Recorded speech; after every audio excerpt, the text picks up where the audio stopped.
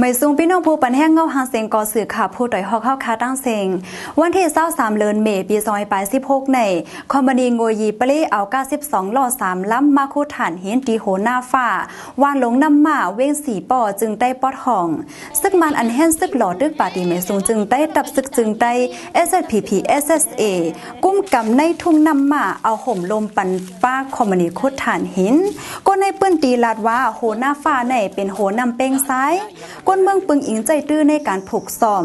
สังคมนิงโงยิเปเล่มาโคฐานเห็นในจึงไม่ใจโกนำแห่งโกอำเป็นการผูกซ้อม